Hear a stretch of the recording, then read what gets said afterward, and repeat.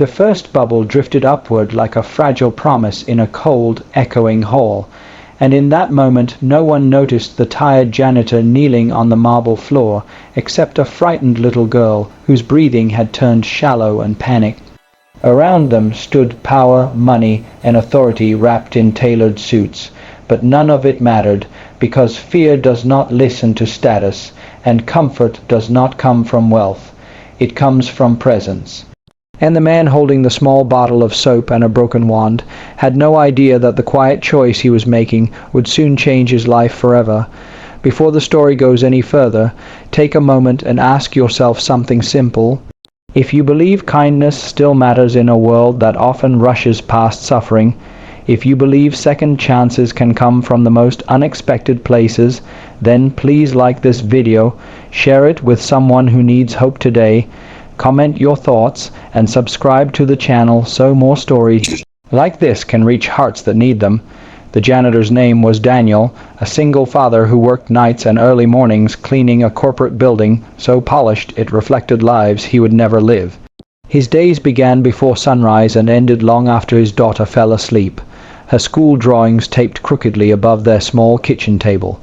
He carried exhaustion in his shoulders and quiet worry in his eyes, but he also carried something rarer, a softness that had survived loss. Years earlier, his wife had passed suddenly, leaving him to raise their child alone. Since then, Daniel learned how to survive by staying invisible, doing his job well, and asking nothing from anyone. That morning, he was scrubbing floors in the lobby when a sharp cry shattered the stillness. The girl sat frozen near the center of the hall, her small hands clenched, her face pale and overwhelmed. She had wandered away from a meeting upstairs, separated from her caretaker, and the open space with its echoing footsteps and unfamiliar faces triggered something deep and uncontrollable. Security guards stood nearby, unsure how to approach without making things worse. People slowed, stared, then turned away. Panic makes people uncomfortable, and discomfort makes them distance themselves. Daniel saw all of this while holding his mop, and he felt something tighten in his chest, a memory of his own daughter crying in the night after her mother's funeral, afraid of the silence. He didn't think. He didn't calculate consequences. He simply knelt down, set aside his tools, and reached into his pocket, where a small bubble bottle lived permanently.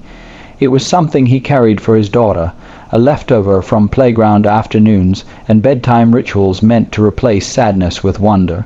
Slowly, carefully, he dipped the wand and blew gently. The bubbles floated between him and the girl, shimmering with soft colors, rising and popping without demand or pressure, one bubble, then another.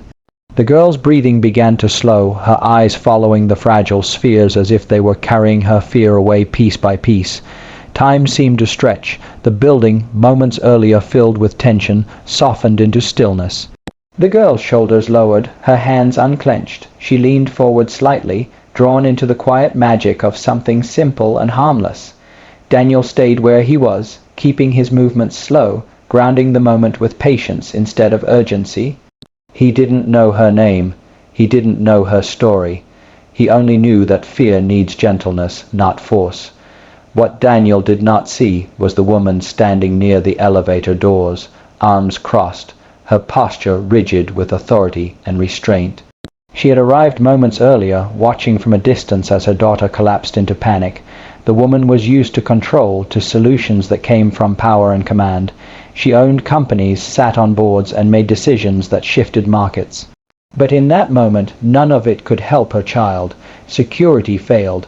Protocol failed, and then a janitor, someone society taught her not to notice, stepped in and reached her daughter in a way no one else could. As the bubbles continued to float, something cracked open inside her.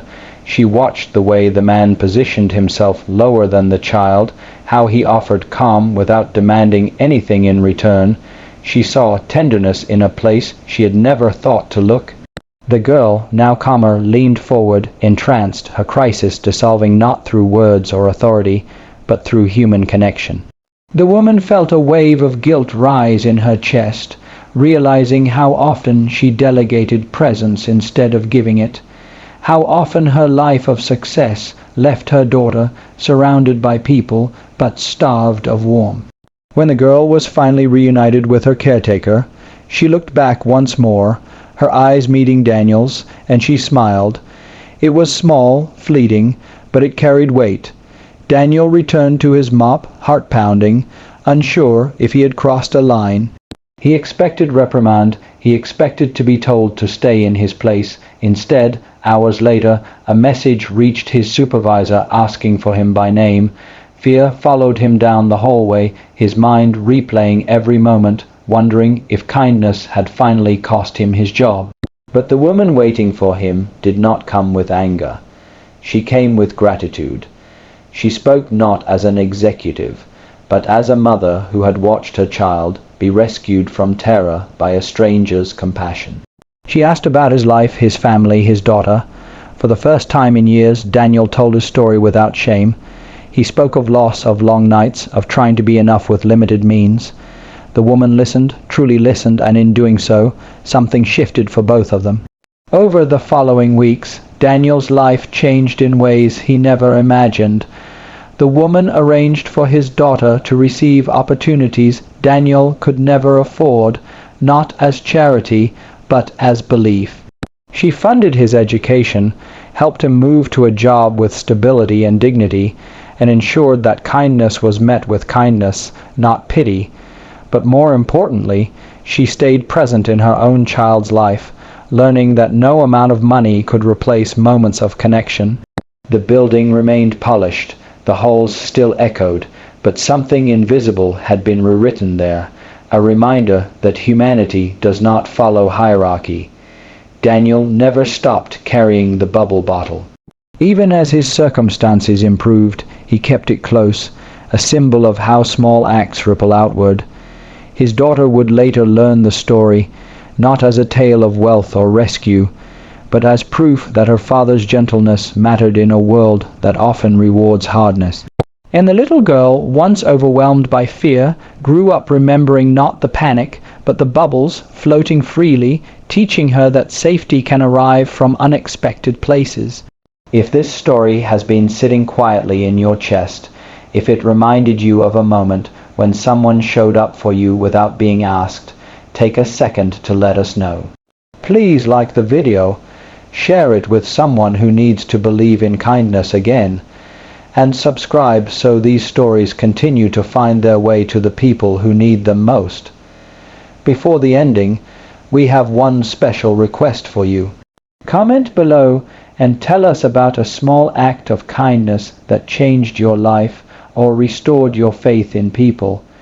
Your story might be the hope someone else is searching for today. In a world that measures worth by titles and bank accounts, it was a janitor with bubbles who reminded everyone watching that compassion is the real power. And sometimes the quietest moments leave the loudest echoes, carrying hope far beyond the place where they first began.